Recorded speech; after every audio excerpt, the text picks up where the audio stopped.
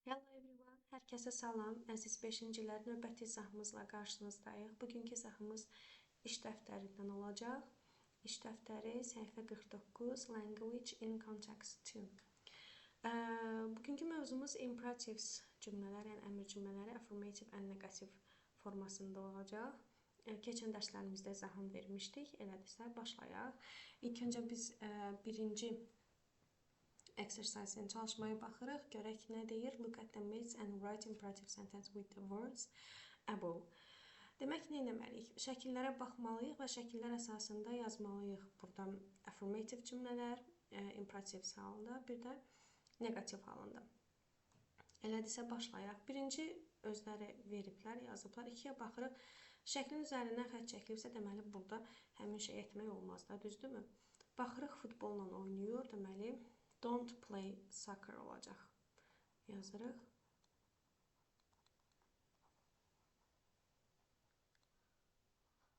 Play soccer. Daha sonra ikinci növbəti şəklə baxırıq. Üzərində hər hansı bir, yəni bir xətt yoxdur və yaxud işarə yoxdur ki, biz bilək ki, bu negativdədir. Ona görə qoyacağıq bunu və negativdə deyilsə don't-a ehtiyac yoxdur. Birbaşa feil özü əvvəldə gəlir. Yazırıq. Put your bags in here. Daha sonra baxırıq ki, velosiped sürürlər və üzərindən xətt çəkilib. Deməli, bu inkarda olacaq. Elədirsə yazaq. Deməli, don't ride your bike.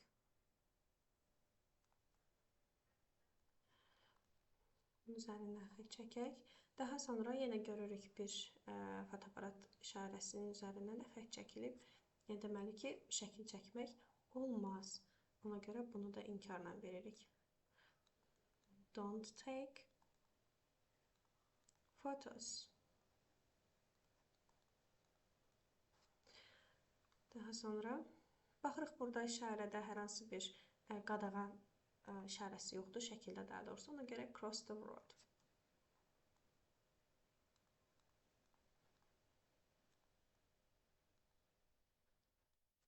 Belə, bu çalışmamızı da bitirdik və davam edirik. Round up, write question your partner with can and the words below, then interview your partner. A. Can you play soccer? B. Yes, I can play very well. Deməli, burada uşaqlar, siz partnerinizlə bir dialoq qurursunuz. Can modal feili ilə bağlı.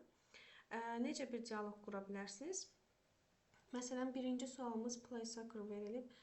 Siz ona belə bir sual verə bilərsiniz ki, can you, baxın belə, can you play soccer? O yes ya da no cavablarından birini verəcək və əgər cavabı yes-dirsə, necə oynadığı barəsində də məlumat verə bilər. Can you play soccer? Can you play voleybol? Can you play tennis şəklində suallar verə və müxtəlif cavablar ala bilərsiniz. Davam edirik. Speaking 1. Read the dialogue. Take what the students want to know. Deməli, dialoq oxuduqdan sonra biz bunlardan doğru olanına tik qoya bilərik. Elədirsə, birinci dialoqu oxuyaq, tərcümə edək. Daha sonra qayıdıb həmin tapşırığı yazarıq. Mr. Gabriel, what's a world in Spanish? World? Yes, it's mundo. I see. Thank you, Mr. Gabriel. You're welcome. Please, what's the English word population? It's population. How do you spell it? P-O-P-U-L-A-T-I-O-N.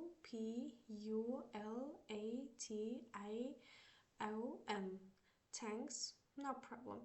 Deməli, burada uşaqlar görürük ki, tələbələrdən biri Mr. Gabriel'a word sözünün İspan dilində necə nə olduğunu öyrənmək istəyir. O da deyir ki, dünya mundo deməkdir.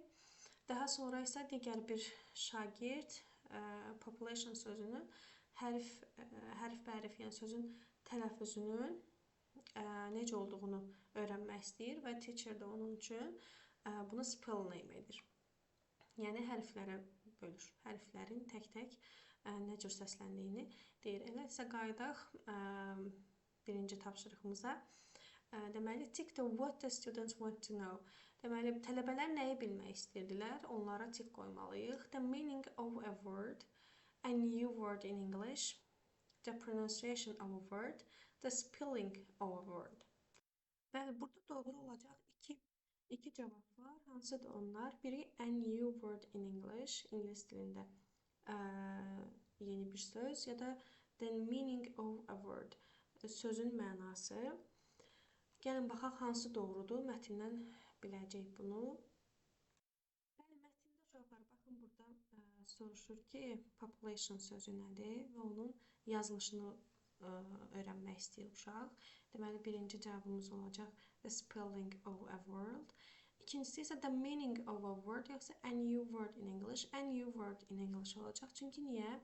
Burada uşaq həmin sözü doğru bilmir, necə yazılır, hansı sözdür və müəllim onun sözünü düzəliş edir ki, population sözümü deyirsən və daha sonra onun yazılışını müəllim spell name edir. Davam edirik. Living English match this expression with what they express. Deməli, burada verilən sözləri digərləri ilə birləşdirməliyik. Gəlin tapşırığımızı yerinə yetirək. Bəli uşaqlar, buradakı sözləri də qarşıdakı sözlərlə birləşdirdik. What's the English word for population? I want to know this word in English. Mən bilmək istəyirəm ki, mən bu sözü ingiliscə bilmək istəyirəm. It's population. I want to spell it. You are welcome. No problem. Read the dialogue again, then practice with a partner. Dialoqu yenidən oxuyun və sonra öz partnerinlə praktika elə. Role play a new dialogue. Follow the steps. Change the words in bold and write a new dialogue in your notebook. Practice your dialogue with a partner. Present your dialogue to the class. Deməli, burada qara hərflərlə, yəni tünd hərflərlə verilmiş sözləri siz özünüzə görə dəyişəcəksiniz. Hər hansı bir söz yaza bilərsiniz bunun yerinə. Təbii ki, bir qrup işi olduğuna görə sinif yoldaşlarınızla bunu işləyə bilərsiniz. Daha sonra partnerinizlə, məsələn, öz sinif yoldaşınızla bu dialoqu oxuduqdan sonra həmin dialoqu nə edəcəksiniz? Present, yəni sinifə təqdimat edəcəksiniz, təqdim edəcəksiniz. Bura istədiyiniz hər hansı bir sözü qoya bilərsiniz. Davam edirik. Növbəti tapşırığımız speaking to. Burada student A və B var. Nə etməliyik uşaqlar? Bizə verilən bu dialoqlardan qarışıq dialoqlar verilib, qarışıq cümlələr verilib. Biz bu tapşırıqda bu cümlələri doğru ardıcıllıqla düzərək tam bir söhbət yaratmalıyıq. Bu student A və B arasında keçən dialoqu. Elədirsə, başlayaq. Deməli, uşaqlar, mən burada hamısının yanında birinci hansı olacaq, ikinci hansı olacaq, onları qeyd eləyəcəm. Çünki burada əlavə bir yer yoxdur ki, mən o həmin dialoqları sizə normal düzgünlükdə yazım. O səbəbdən birinci hansı başlayacaq, ikinci nə olacaq, bunları zaten burada da baxın, bir, hey Sarah, bu birincidir. Daha sonra da cavab verir. Hi Rachel, how are things? İki də burada cavab verir. Üçdə deyir ki, okay, thanks you. Məndə hər şey yaxşıdır və səndə. Daha sonra deyir ki, fine, thanks. Baxın, dörddə. Zaten baxın, burada yerləri, nömrələri də verilir. Fine, thanks. We have a new boy in your class. Daha sonra, what's his name? What's his name? Baxın, burada soruşur. Fernando, he is Spanish. Cool. Does he have black hair and brown eyes? No, he doesn't. He has brown hair and blue eyes. Does he have a brother or sister? Yes, he has a sister, but she isn't in my class. Got to go now. Bye. Okay, bye. See you soon. Dialoqu oxuduq. İndi isə gəlin baxaq, bizə əlavə burada dialoqdan nə istənilir? Birincidə deyilən sıralama ilə, düzgün sırayla biz yığdıq, qoyduq sıralamanı. Zaten üzərində də dediyim kimi yazılıb. Siz düzgün sıralama ilə dəftərinizdə bu dialoqu yaza bilərsiniz. İkinci tapşırıqda nə deyir? Your partner has some interesting information. Listen and ask question. Your partner starts. Sənin partnerinin bəzi maraqlı informasiyası var, onu dinlə və sual ver. Sənin partnerin birinci başlasın. Your partner start, sənin partnerin başlasın. Useful language. Hi, how is it going? Okay, fine, fine, thanks. You? Cool. What's its name? How old is it is? What does he? What? And does it have? Nəsə. İndi bunu siz özünüz qoymalısınız. For example kimi mən deyim. Məsəl üçün tutaq ki bizim bir dostumuzun və yaxud da sinif yoldaşımızın bir iti var. Burada it olduğuna görə mən itdən yazacağam, itə aid yazacağım. Siz hər hansı bir başqa bir şey də yaza bilərsiniz. Hi, how is it going? Okay, fine, thanks. You? Cool. İndi deyirəm ki, tutaq ki danışırıq.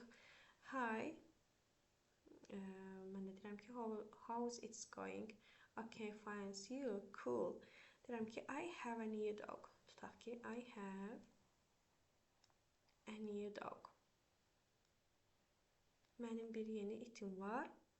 What's its name? Baxın, burada həmin suala sual verib. Onun adı nədir? Mən də deyirəm ki, tutaq ki, Toby. Onun adı Toby'dir. Does it have black and green eyes? Tutalım, baxın, burada black, hair and green eyes. Onun qara saçları və yaşlı gözləri var və s. Mən bunu for example kimi yazıram. Siz istədiyiniz bir şey yaza bilərsiniz. O da cavab verir ki, cavabında deyə bilər ki, yes, it has black hair and green or blue eyes, etc. For example. See you later, see you soon. Məsəl üçün onun yerinə siz də deyə bilərsiniz. See you soon. Bir dəqiqə.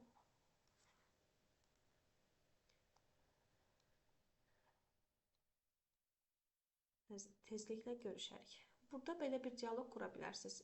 Yer azlığına görə mən burada tam dialoqu yaza bilmədim, amma ardıcıllıqla bu boşluqların yerini doldurmaqla və yaxud da istədiyiniz it olmasın, pişik olsun və yaxud da hər hansı bir kitabdan söhbət getsin, belə bir dialoq qura bilərsiniz.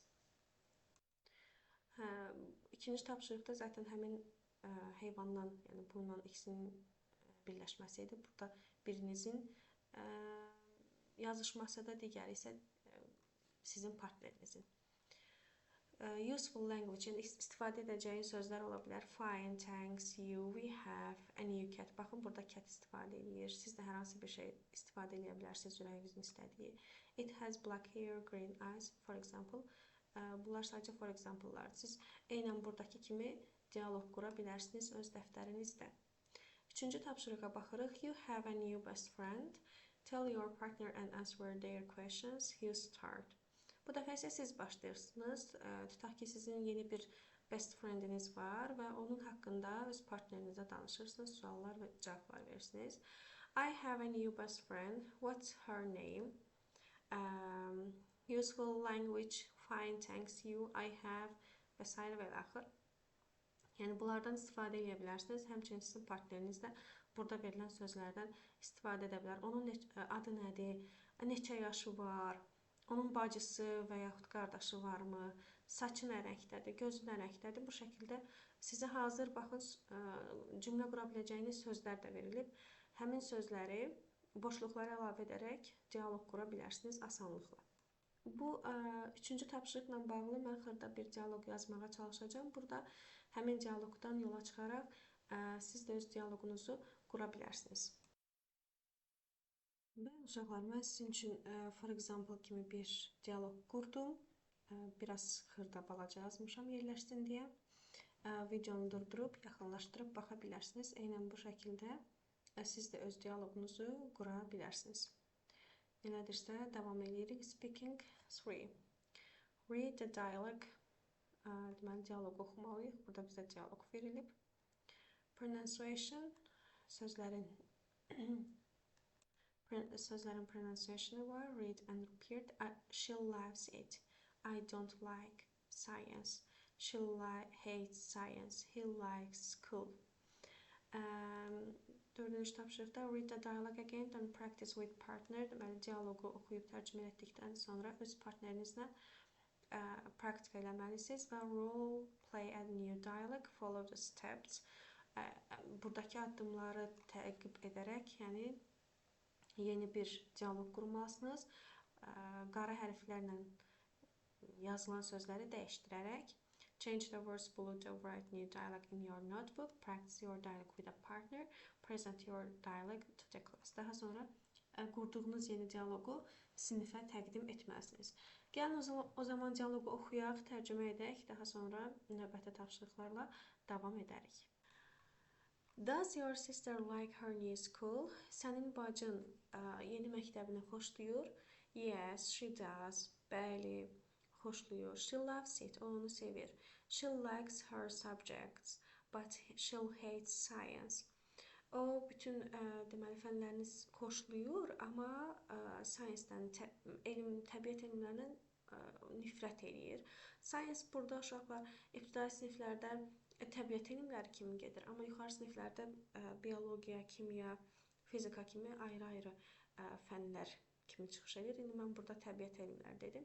Siz istəsəniz biologiya dərsindən də nifrət edir deyə bilərsiniz. She has science every day. Onun hər gün science dərsi var. Yəni elm dərsi var, belə deyək. Kimya ya da biologiya dərsi var. Yeah, I get that. Bəli, mən onu başa düşürəm. I don't like science. Mən də biologiyanı xoşlamıram. What about your brother? Bəs sənin qardaşın? He likes school and he loves science. O məktəbi bəyənir, xoşlayır və biologiyanı sevir. He does experiments in the science lab. O, deməli, science lab, elm laboratoriyasında eksperimentlər edir. He says it's cool. O deyir ki, o əladır. I agree, mən razıyam. I love science experiments. Mən elm eksperimentlərini sevirəm. Dialoqumuzu oxuduq, tərcümə etdik, indi isə davam edirik.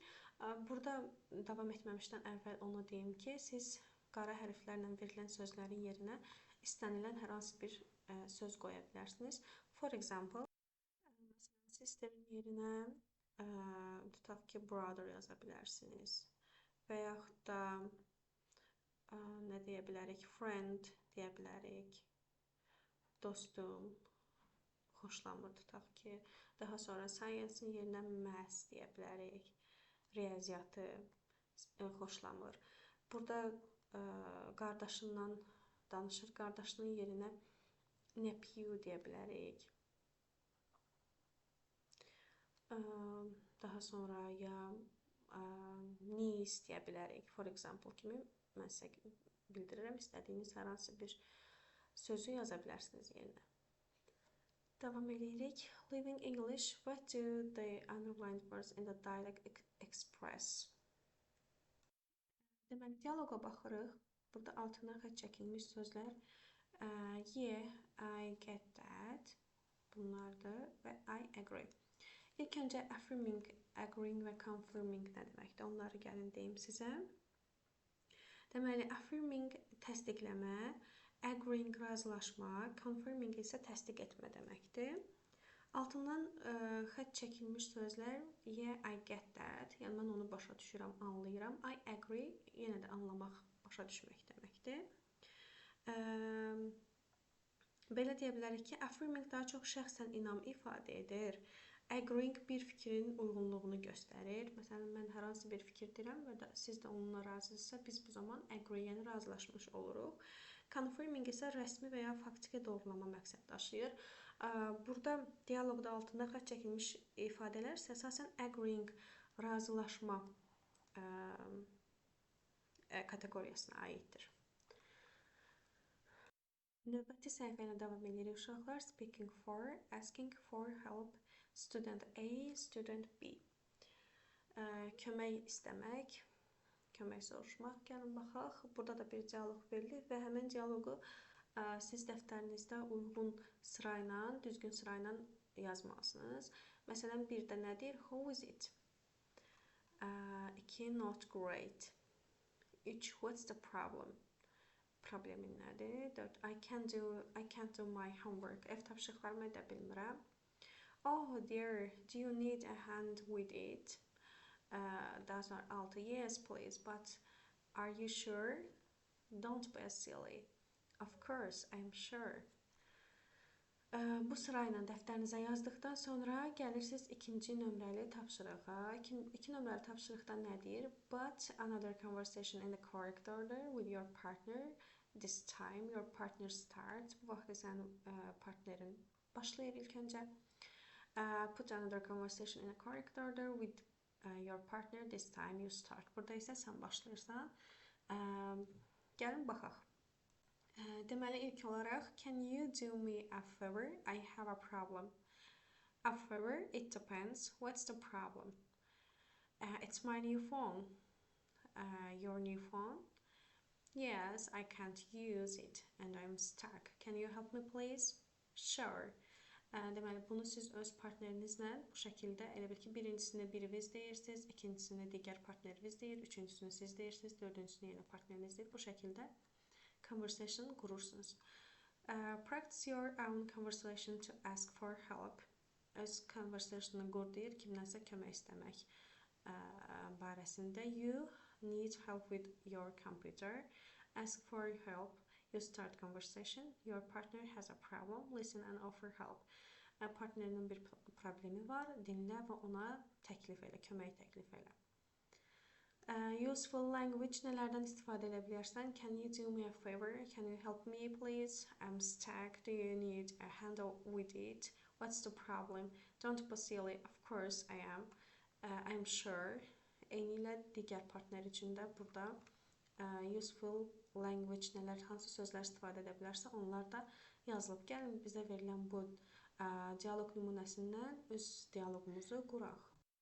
Mən uşaqlar, mən sizin üçün burada xırda bir hər iki mövzu haqqında, həm kompüter, həm də geography project haqqında deməli dialoq qurmağa çalışdım. Xırda yazmışamsa yenə də deyirəm, videonu dayandırıb izləyə bilərsiniz, yaxınlaşdırıb baxa bilərsiniz. Çünki yer azlığına görə məcbur xırda balaca yazmalıyam. Siz də bu şəkildə yaza bilərsiniz sözlərini dəyişdirərək. Mən for example kimi yazdım. Bugünlük də dərsimiz bu qədərdir. Növbəti izahlarda görüşmək ümidi ilə. Hələlik.